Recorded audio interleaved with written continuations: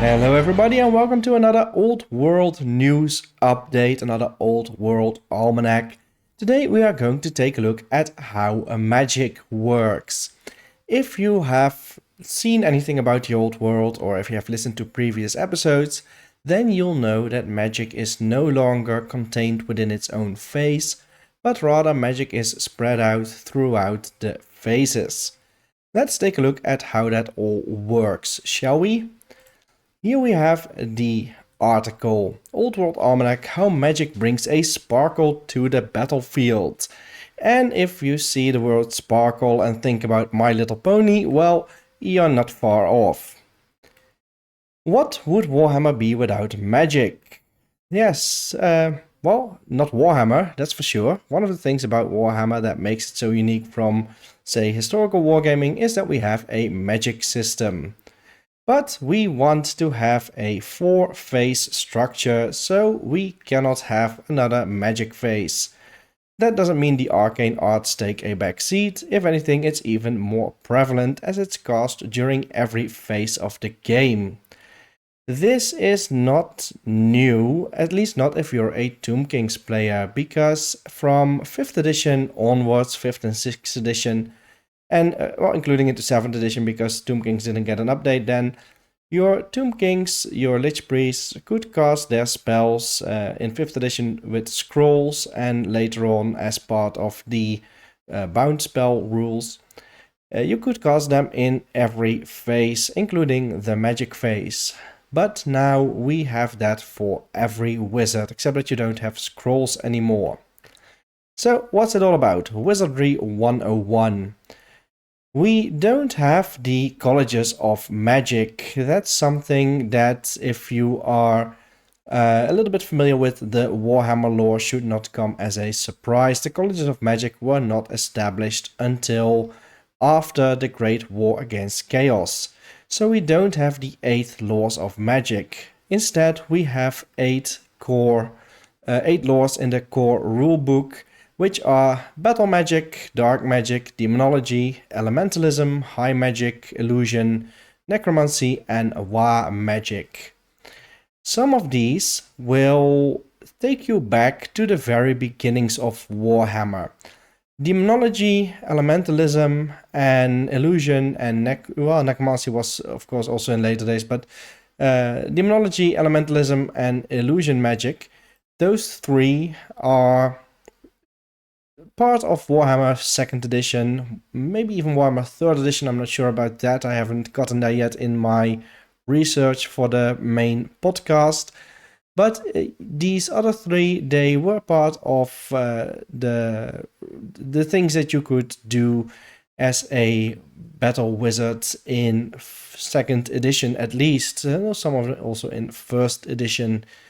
So that was back in the day when Warhammer was very much a tabletop game, but also still a role-playing game.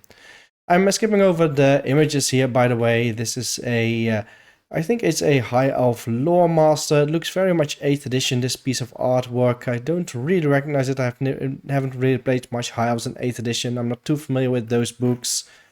This one does seem familiar. I think this one is from the 6th edition Wood Elves book, although I'm not quite sure, so don't quote me on that. We have 8 laws, and most mages have access to 2 or more of these spell laws. You select 1 lore at the start of each battle.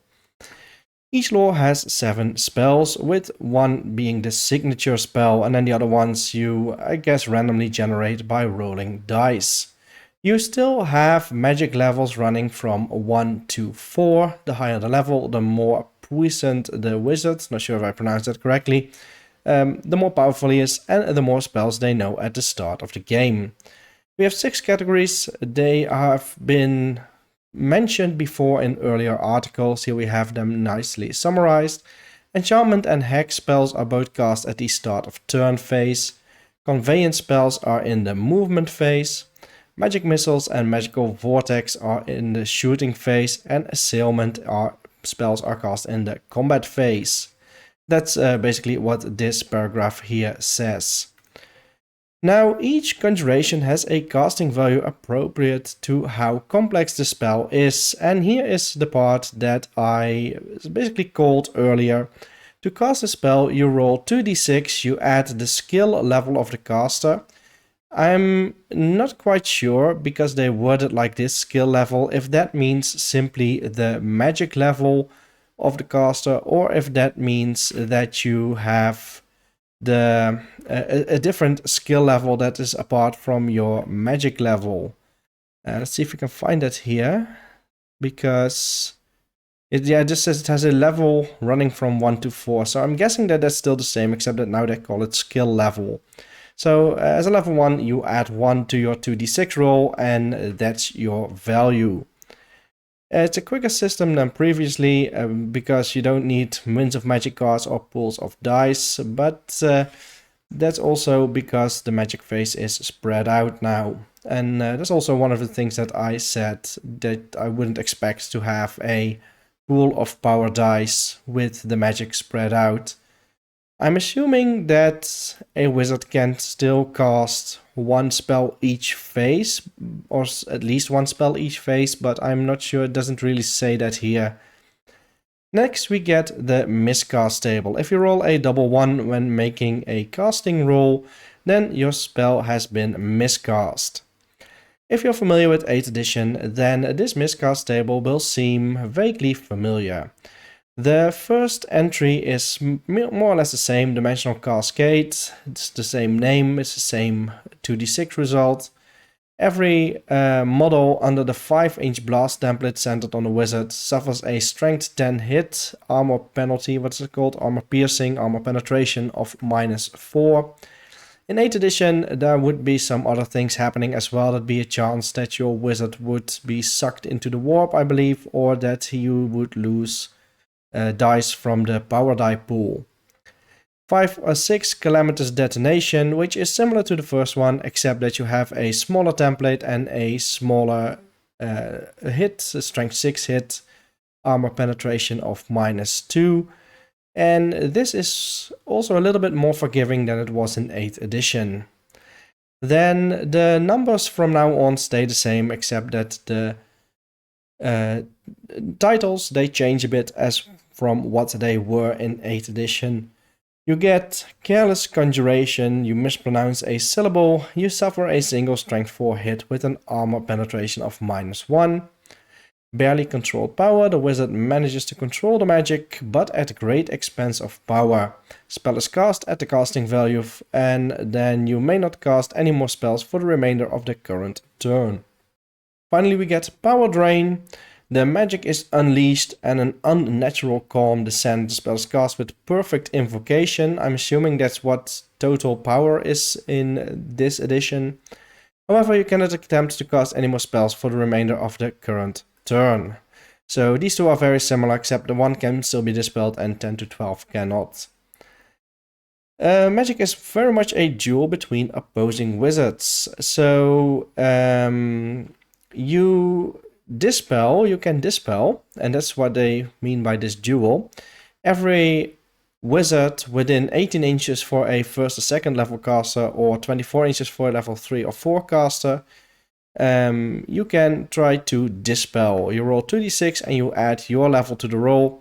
If you beat the casting roll, then the target spell is cancelled. Double 6 counts as an unbinding, which is an automatic dispel. But if you roll a double 1, you have been outclassed in the art and you must roll on this miscast table as well.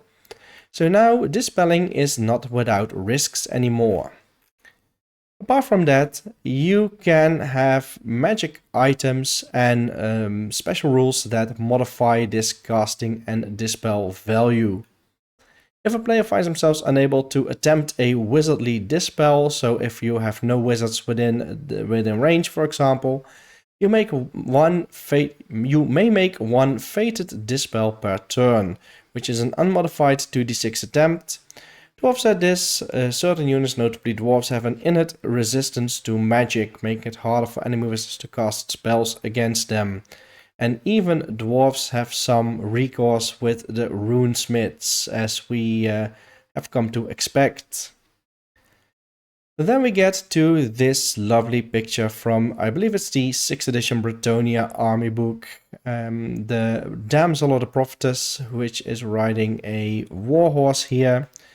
And that's going to be the example that we're going to look at. The handmaidens of the lady. What the prophetess and damsel are in this edition. The lowly first level damsel to the mightiest prophetess, these formidable priestesses of the Lady of the Lake may pick from 3 spell lores: elementalism, illusion, or battle magic. So what do we have here? We get our profiles. The prophetess and the damsel. These stat lines have remained mostly unchanged from what they were in 6th edition. The damsel is exactly the same. The prophetess has been given an extra point of weapon skill and an extra attack. This is very interesting because back in the old days, in the days of Hero Hammer, for each level of wizard, you would also get extra attacks and eventually increases of weapon skill and toughness and strength as well. But for the 6th and 7th and 8th edition that followed, high-level wizards still usually only had 1 attack and the same weapon skill as a basic trooper. Seeing that a prophetess now gets extra weapon skill and an extra attack means that they are getting a little bit tougher in combat. Not much, they're not going to be the powerhouses that they were in 5th and 4th edition, but still this is an interesting development that they have gone back from that wizards are not good in combat at all mentality. So we get this as I think a typical entry for any unit of troops.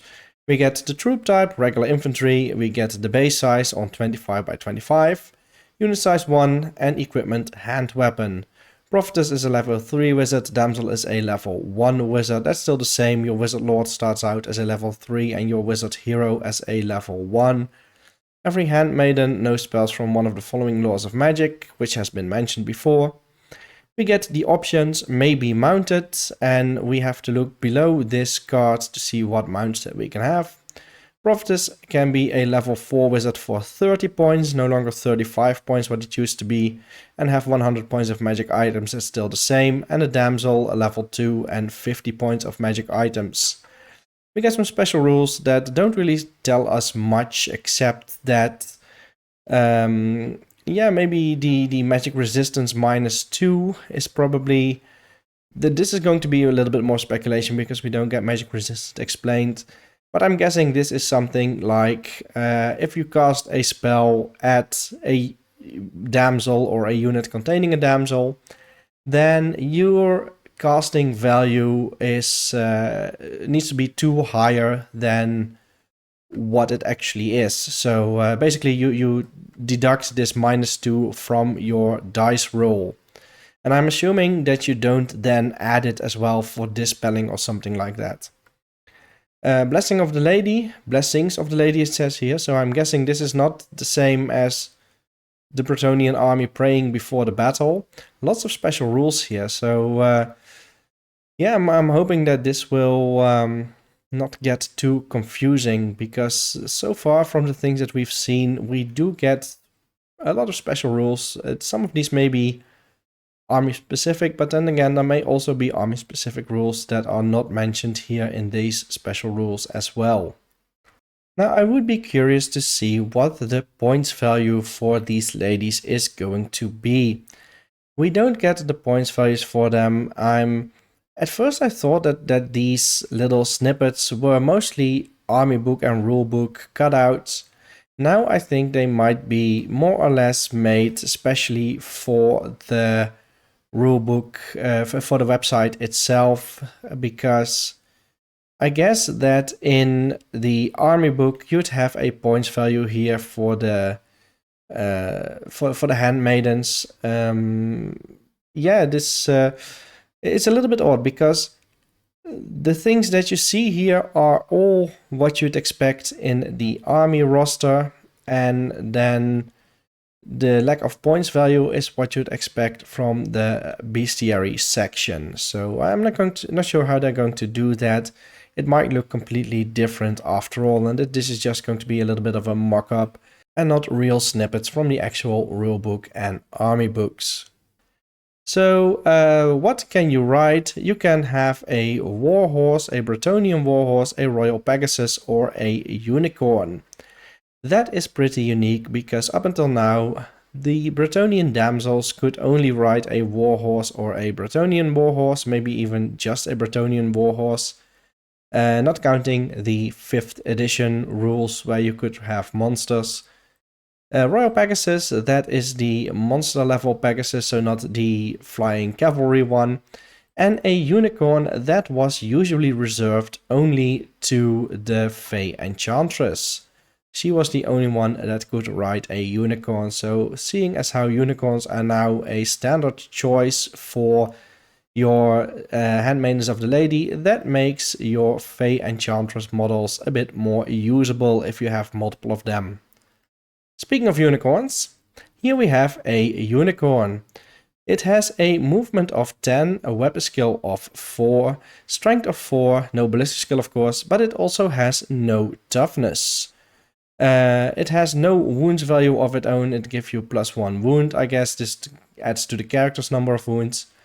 It has initiative of 5 and 2 attacks and also no leadership. There's only one way to interpret this, and that is that with a character on a monster, you get only a single profile, more or less a single profile for your entire character, for your entire model. So no longer a separate model. That probably also means that unicorns cannot be targeted anymore. It might be that this is just the case because the troop type is monstrous cavalry. That's one of those things that's not quite a monster and not quite cavalry, so it might work a bit differently if you have a real monster. But yeah, I don't know if that is the case. Anyway, you get these special rules. Armor Bane 2, I'm guessing there's something like 2 armor penetration for the unicorn only. Or, yeah, it doesn't really have that +2 strength on the charge anymore for the horn. It does have an armored hide 1, I'm guessing that's the same as scaly skin. Beguiling aura, whatever that means. Counter charge, that is one of the things that we had in the movement phase discussion, that it is now possible as a charge reaction to counter charge if you have that rule. Magical attacks, it has a 1 stomp attack, which used to be part of the monster profile in the 8th edition rulebook. Now it's just separated out and put here in the unicorn section. And it also has swift stride, which with a movement of 10 I can definitely imagine. So let's take a look at 3 of the spells here. Now, before we go to the spells, it says that the damsel and the prophetess, they are at their best before they are when they are joined by a unit. The aura confers magical attacks and magical resistance -2 to the brave men and women she leads. So that's this ability over here, where is it? The aura of the lady. Blessings of the Lady, Lore of the Lady, and Shield of the Lady are 3 of the other rules. We only get Shield of the Lady explained here, which allows her to seek sanctuary in the back rank where she can cast her spells untroubled by the aggression of the foe. That's similar to what it was in 6th edition, where you could put your damsel in the middle of the unit of knights in the 2nd rank and then in the middle model, so that it's not in combat but it can still cast spells. As a battle magic user, her signature spell is Hammer Hand, an assailment cast in combat and to add considerable threat to the charge of the noble knights who flank her. Elementalists can cast Stormcall on the enemy, slowing them down, and illusionists may cast a glittering robe on their allies, making them harder to hit in combat. So, what are those spells then? Hammer Hand, an assailment spell, which, as you remember, is one of those spells, where are they, all the way back up here, that you cast in combat. It is the only type of spell that you cast in combat. Assailment says that, it basically says here range combat, so that might be a little bit redundant there. Anyway, casting value of 7 plus. Remember, you're always level 1, so I'm guessing that means that you just need a 6. So this casting value might be a little bit misleading. The value itself is a little bit higher than what you actually need to roll. And it's a lot higher than what you need to roll if you are a high level wizard. Effect: a single enemy unit the caster is engaged in combat with suffers 2d3 strength for hits, each with an armor penetration of -2. That is nothing to sneeze at. 2d3 can be very low, but yeah, that's still something, especially if this adds to combat results, then that's a very nice spell to have. Glittering Robe, the illusion signature spell, a level at a casting value 8 plus enchantment, so that's one that you cast in the start of turn phase. It can be cast only on herself, and until the next start of turn sub phase, all the units suffer a -1 modifier to hit rolls made against the caster and the unit. And then we get something that I guess will be the standard for all of these types of spells. If the spell is cast, the effects of any other enchantment spell previously cast on any of the affected models immediately expire. So you cannot stack spells anymore, so there's not going to be your Beastman unit with, what was it again, Wissen's Wild Form, and then those other spells that gave it extra toughness and extra attacks and all those things. So that's no longer going to be possible, I guess. Stormcall, a hex signature spell with a range of 12 inches, 7 plus casting value, and until the next start of turn sub phase, that's in the next player's turn, the target enemy unit suffers a -1 modifier to its movement and initiative characteristics to a minimum of 1. If the spell is cast, the effects of any other hex spells are immediately expire. Oh, excuse me, it does say until your next start of turn subphase. I didn't read that word your there.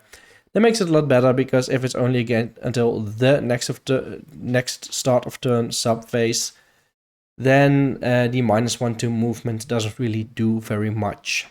So they summarize it: though the magic system may be simplified from editions past, it retains its tactical depth. Your spells can still change the course of the game, but they're more blended into the action, leading to a smoother experience. Once more, because ranges have been cut short for both spells and dispels, canny generals have to put a lot more thought into where they station their wizards and how they're used, both casting their own spells and countering enemy magic. And then next week we will take a look at the universal special rules with the example of the Grill Knights. So that's going to be it for Magic. What do we think about this? At first I was a little bit skeptical, seeing as how Magic did not get its own phase anymore, and let's be honest, I still very much love the 4th edition and 5th edition mechanic of shuffling cards and dealing them out and having this whole little Magic minigame, especially in 4th edition when both players could cast spells in the Magic phase and this was not restricted to just your own Magic phase. In 5th edition, Magic suffered from being at the end of the turn. It did so as well in 4th edition, but since you could cast them as well in the opponent's phase, it didn't really matter that much. In 6th, 7th and 8th edition, you had this Magic system with power dice and dispel dice, and I think none of the phases have changed as much as Magic. None of the special rules have changed as much as Magic throughout the editions. Magic is certainly an integral part of the game of Warhammer, but how it is an integral part of the game of Warhammer, that is something that I guess Games Workshop, up until now at least, can't really get a definite grip on, and maybe this is also not a Magic system that's here to stay.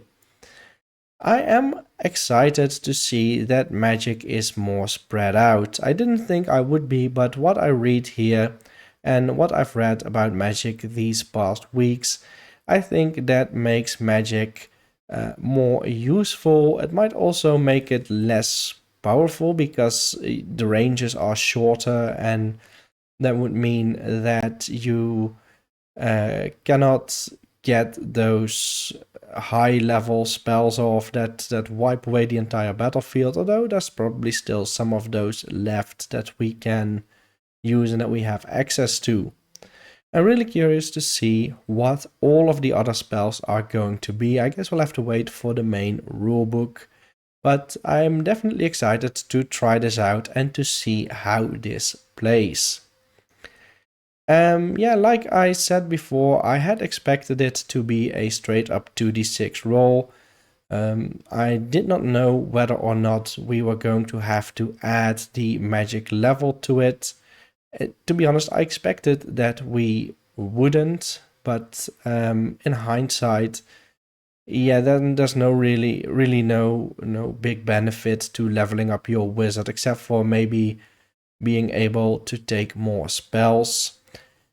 So yeah, that's something that I might have expected. I did not expect that there would be a dispel part to it. I had expected, like it was in 2nd edition, you cast your spell and it either fails or it succeeds, and that's it.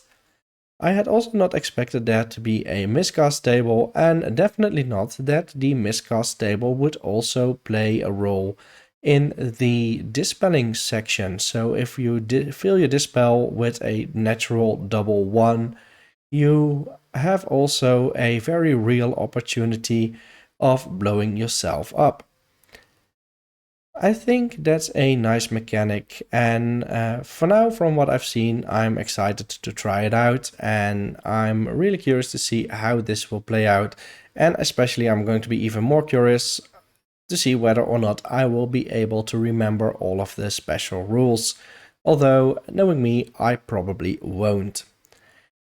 That's going to be it for this episode. Thank you very much for watching. Like the video if you liked the video. You can also subscribe to the channel if you want more videos like this. Let me also remind you that Forces of Fantasy is first and foremost a podcast.